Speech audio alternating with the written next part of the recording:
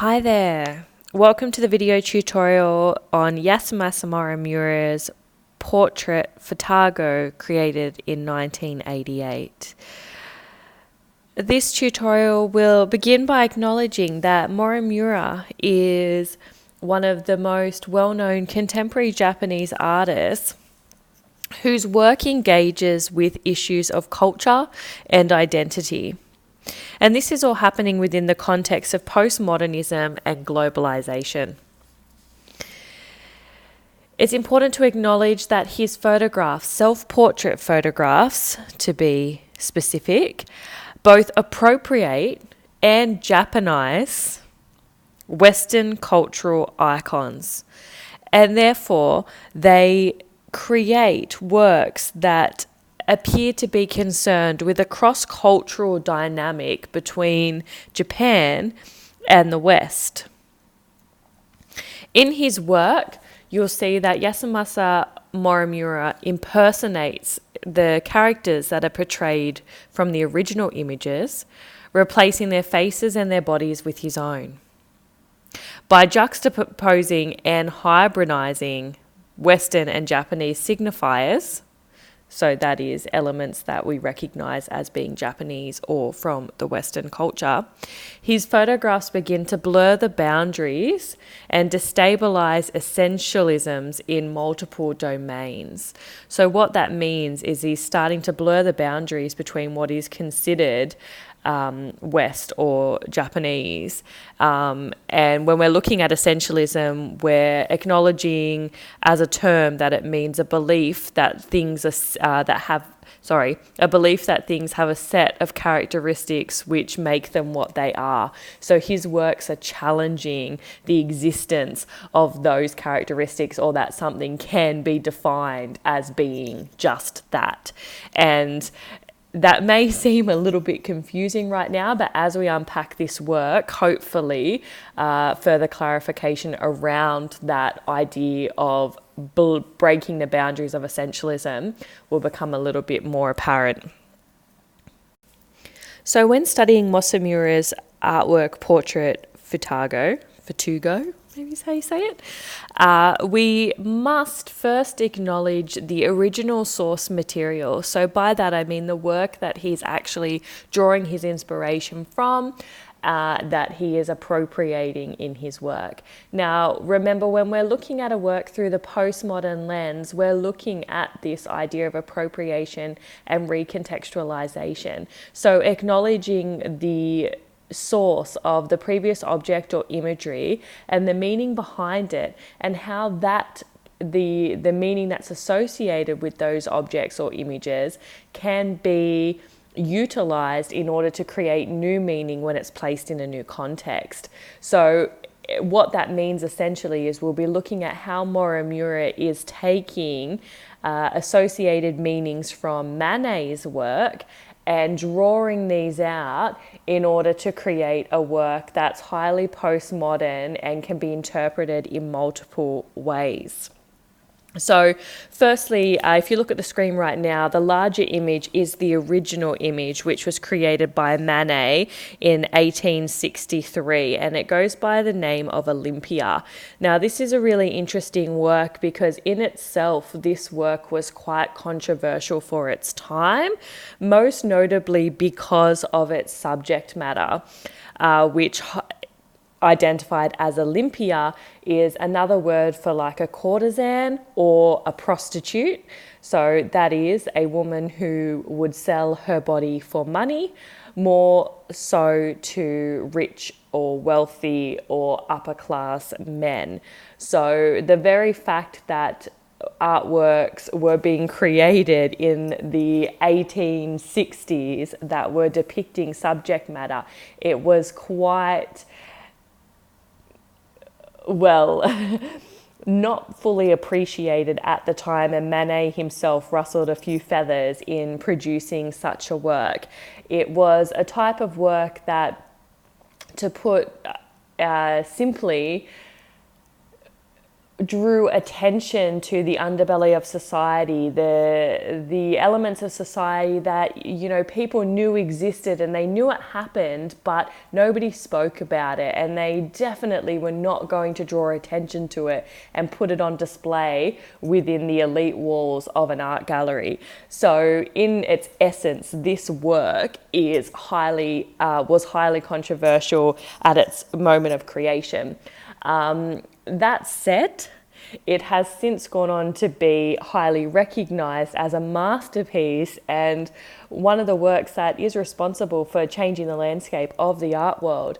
And therefore, in terms of the Western canon of art, so the highly acknowledged, excellent artworks of the Western world, Manet's Olympia has found its way into this canon, and therefore quite a significant work, and recognizing its place within the canon and its importance is quite paramount when we start to unpack Morimura's appropriation of this artwork. Okay, so I'm just going to take us back primarily to looking at Morimura's work here, so you can see the work in greater depth and detail as I discuss some of the key elements that you may draw on when writing about this particular work or analysing this work from the postmodern perspective. So first of all, this would be considered as a work within Morimura's art history works. So when you look at his body of works, they can be broken up into different components, and this one is reflective of art history. Why?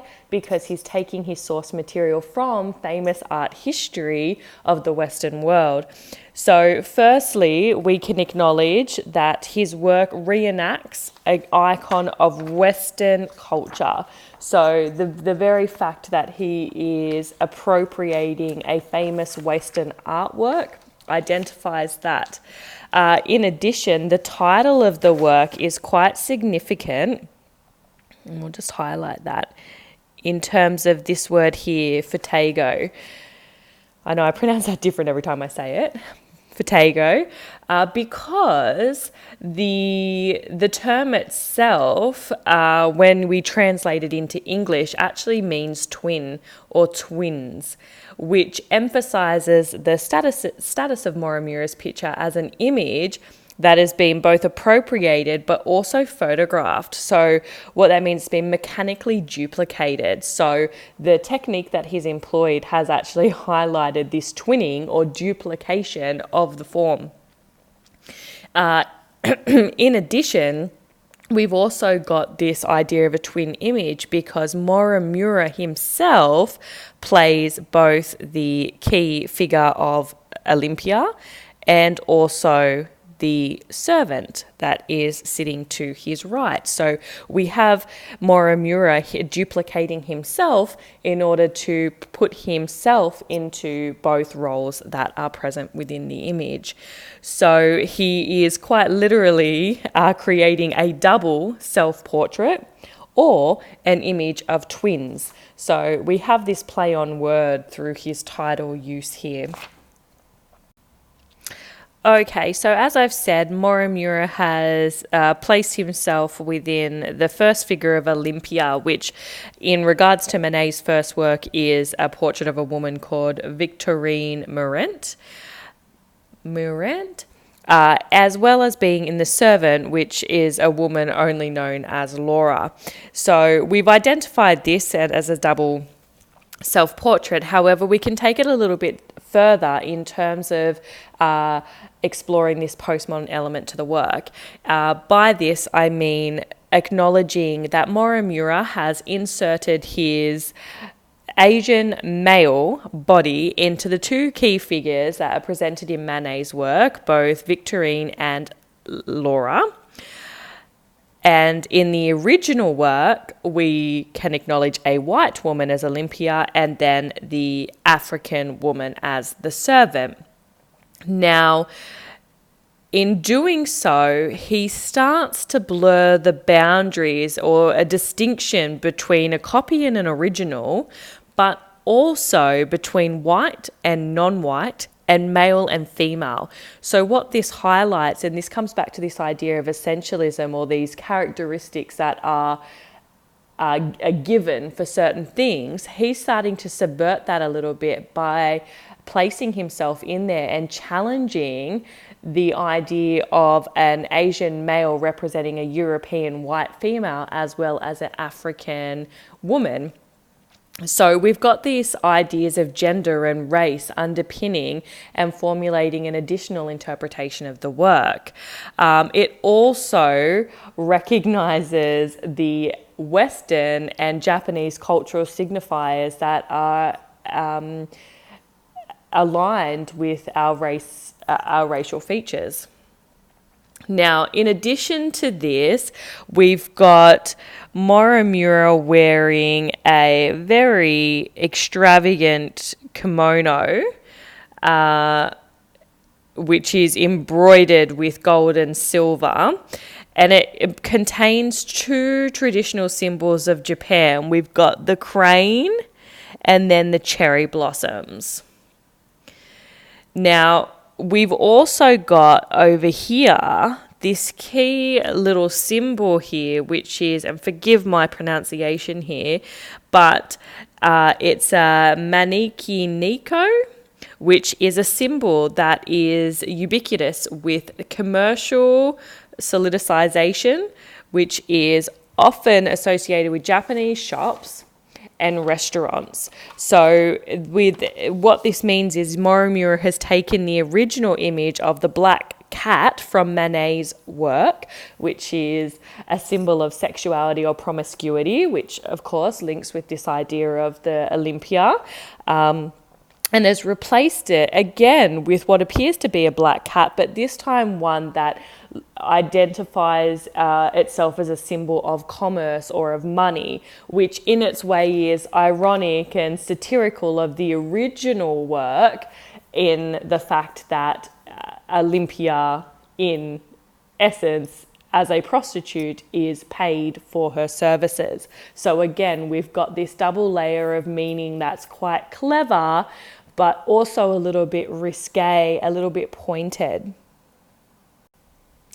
In addition to this, by the inclusion of this cat that represents commerce and also a symbol of Japanese popular culture, we have this marriage between fine art and the real world and commerce, I suppose. And it's something that has been explored previously by artists in their exploration of blurring the boundaries between art and life.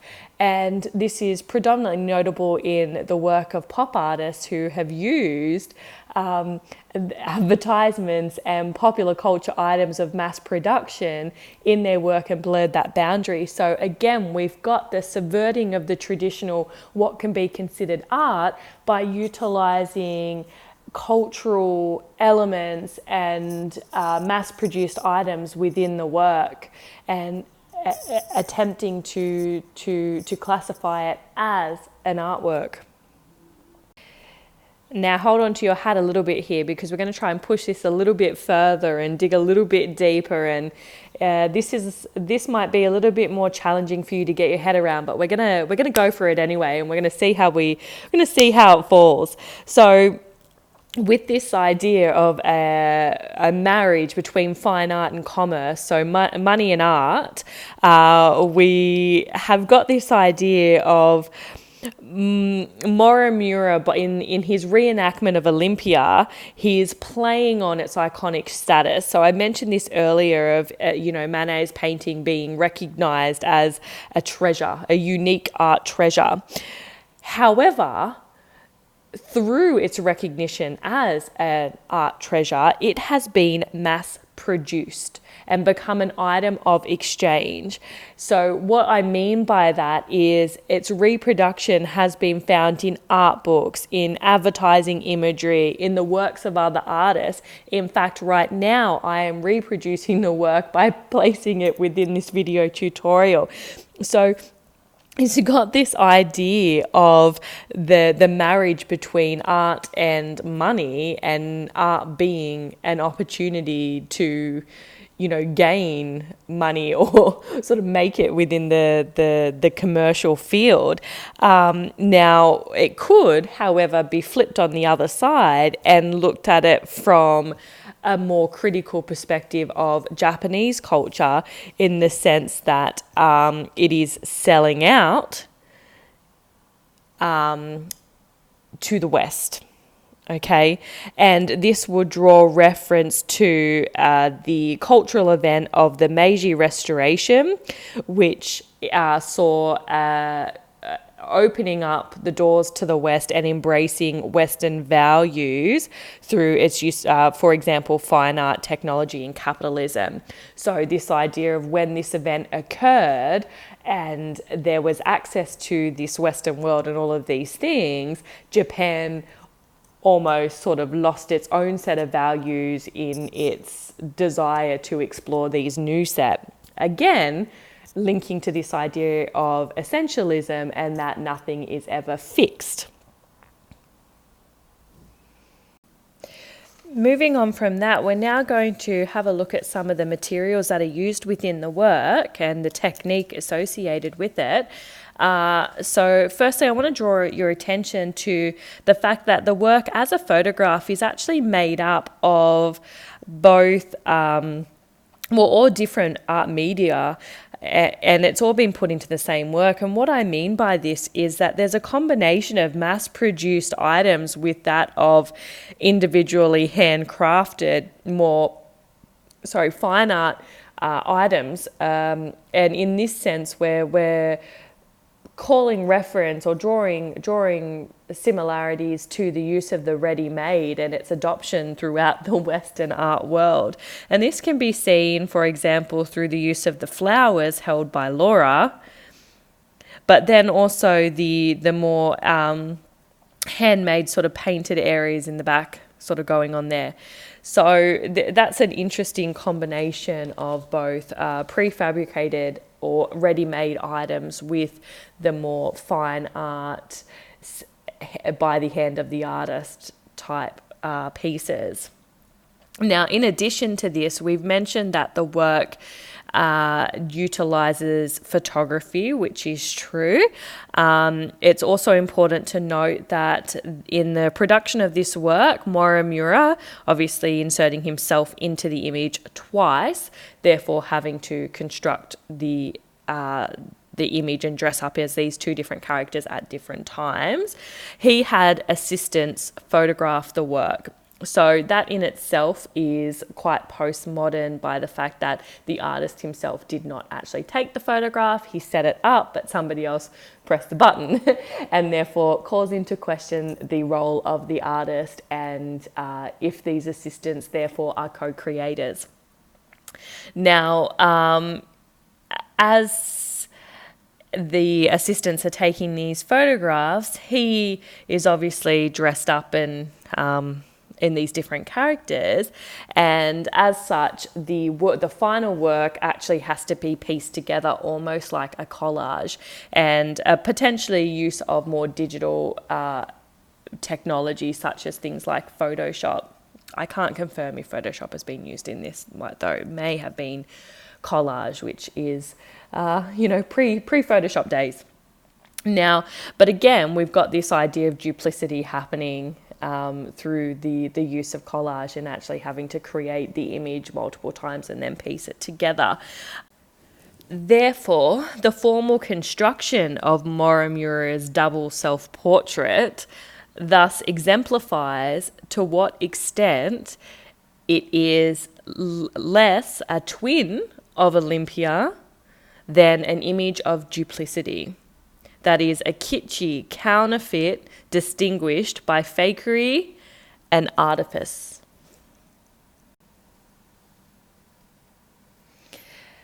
Portrait Futago is actually a perfect example of what Morimura describes as a wearable painting. By that, I mean a wearing of Western art history. And in doing so, it actually implies that culture, or indeed identity in general, is a performance in which, suitably costumed, anyone might participate in. To explore this further, we can acknowledge the existence of transvestism, so the idea of Morimura as a Japanese male dressing up as a woman. Now, in this sense, drag performances can actually be used to expose the myth or the idea that gender identities are biologically determined. So what that means is he's starting to question, well, what makes one a boy or man or woman or girl? And the idea that gender is actually grounded in nothing more than a stylized repetition of acts. So this idea that a series of behaviors or acceptable actions is what can dictate someone's gender. And this is further enhanced by the fact that, if we're looking at this idea of gender not being fixed, we can extend on this by even saying that culture itself is not fixed and can be modified. And Morimura sort of draws reference to this in the sense that his works are cross-cultural hybrids. So it is a combination of Japanese-ness and Western-ness.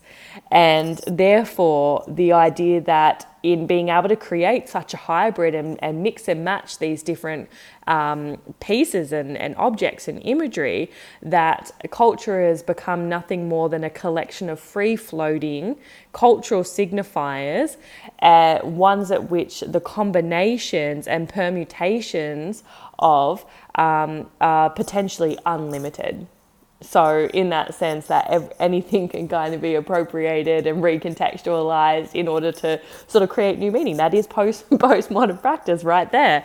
But it's a greater symbol for the fact that culture itself is not fixed, and what determines this fixation of culture anyhow.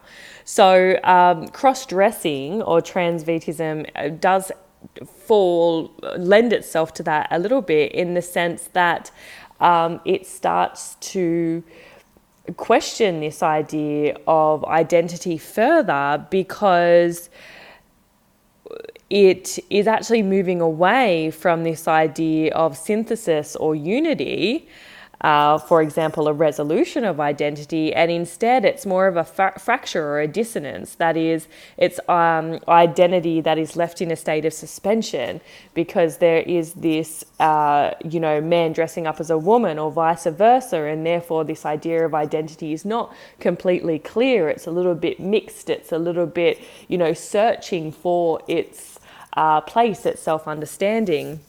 And so in that sense, we've got that feeding into this greater symbolism, that within this work we have a cultural meeting of East and West, but there has been zero attempt to merge the two worlds. So they exist in opposition. And what we mean by that is the symbols from East and West, they're still noticeable almost because they're being juxtaposed, and by placing them side by side, it's drawing out their differences or the meanings that are associated with them, which of course we pay attention to so that we can interpret the work, okay? But furthermore, if we take this into a more personal perspective and we look at it from Morimura's personal or psychological state, then it could be considered a psychological portrait of the artist, in the sense that he is, he is born and raised a Japanese man, but has been strongly influenced by Western culture. So in essence, is the work highlighting an influence of this experience that the artist has had. Now that is a lot of information that to take in regards to Morimura's work, and unpacking the multiple layers of symbolism that is present within the work. And there are more things that we could possibly explore. However, we will leave it there with just one final thought, that his work in essence, and this is a real representation of postmodern practice, in the fact that his work does reflect the time and place in which it was created, in the sense that he is operating or creating this work within a time, and a time that is still present today, where images are endlessly reproduced, transformed, and exchanged. And that's essentially what Morimura is sort of doing in this sense. He is reproducing an image as a method of cultural exchange, and in doing so, subverting the meaning of the original work and calling into question notions of gender, of race, of identity,